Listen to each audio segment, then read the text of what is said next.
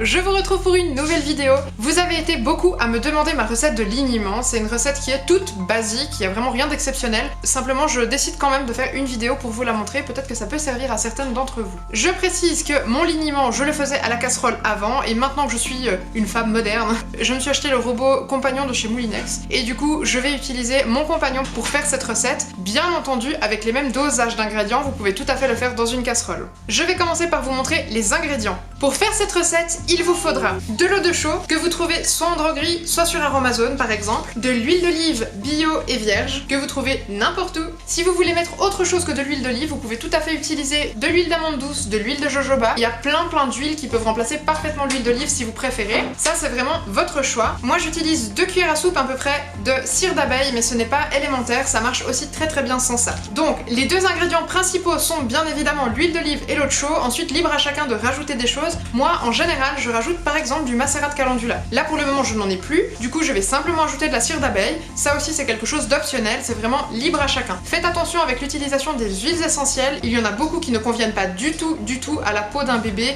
ou même dans l'environnement d'un bébé. Donc, renseignez-vous si vous voulez utiliser des huiles essentielles dans votre liniment. Du coup, pour mes ingrédients, je vais utiliser une simple petite balance et un petit récipient dans lequel je vais pouvoir calculer en tout cas mon huile d'olive et mon eau de chaux. Ce qui est super important, c'est de savoir qu'il faut moitié-moitié. Donc si vous mettez par exemple 200 ml d'huile d'olive, il faut 200 ml d'eau de chaux. Moi je vais faire au poids, donc je vais utiliser 200 g de chaque et 1 à 2 cuillères à soupe de cire d'abeille dans mon liniment. Je vais commencer par mettre ma cire d'abeille si vous en utilisez et mon huile à l'intérieur de mon compagnon.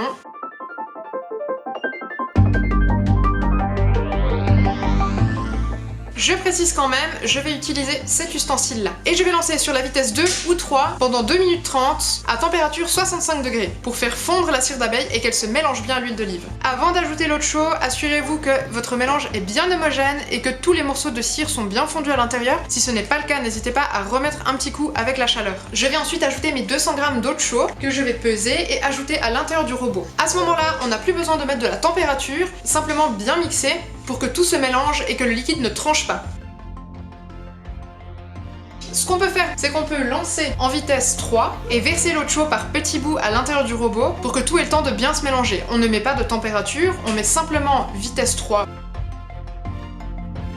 Une fois que tout est versé à l'intérieur, on n'hésite pas à monter un petit peu la vitesse du robot. Toujours pas de température évidemment, puisque le but est que la préparation refroidisse pour qu'on puisse ensuite la mettre dans des petits pots. Je vous montre ce que j'utilise comme pot. Moi j'utilise des pots de yaourtière, donc des pots tout simples. Le seul problème c'est qu'ils sont un petit peu faciles à ouvrir et du coup Nao les ouvre lui-même et les renverse à l'intérieur du salon. Du coup vous pouvez aussi utiliser des pots à confiture, ça évite de faire des achats pour rien. Pour celles qui souhaitent le faire à la casserole, en fait c'est exactement le même principe. Vous allez mettre dans votre casserole la cire d'abeille et l'huile d'olive, vous allez mélanger jusqu'à ce que tout fonde et soit bien homogène, et ensuite petit à petit hors du feu vous allez ajouter l'eau de chaux, toujours en fouettant le plus possible pour bien émulsionner et pour que tout reste homogène. Une fois que c'est tiède, vous pouvez mettre dans les bocaux, les fermer et puis les laisser simplement. Au niveau de la conservation, je ne sais pas exactement ce qui est préconisé, mais je pense que ça tient minimum 3 mois, étant donné que moi j'en fais toujours pour 2 ou 3 mois et ça tient très bien. Je rappelle que le liniment a de multiples possibilités d'utilisation.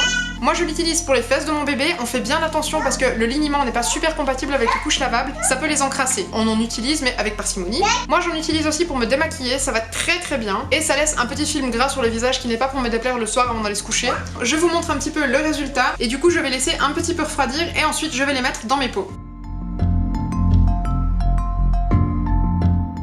Vous voyez que la texture est encore un tout petit peu liquide, ça va en fait durcir en refroidissant et vous aurez ensuite une texture de crème. Suivant la quantité de cire d'abeille que vous avez mis, vous aurez une texture plus ou moins consistante. Je vous remercie d'avoir regardé cette vidéo, j'espère qu'elle vous rendra service. J'en profite pour vous poser la question, plusieurs abonnés m'ont demandé de faire des vidéos de recettes à faire avec des enfants parce que sur Instagram, je poste régulièrement des petites stories où je suis en train de cuisiner avec mes grands. Est-ce que c'est quelque chose qui peut vous intéresser? N'hésitez pas à vous abonner et à activer la petite cloche bleue pour avoir les prochaines vidéos. Vous pouvez me joindre sur mon compte Instagram PinUpMom avec le petit tiret en bas, je vous réponds avec grand plaisir si vous avez la moindre question. Je vous souhaite une super bonne fin de journée, à tout bientôt.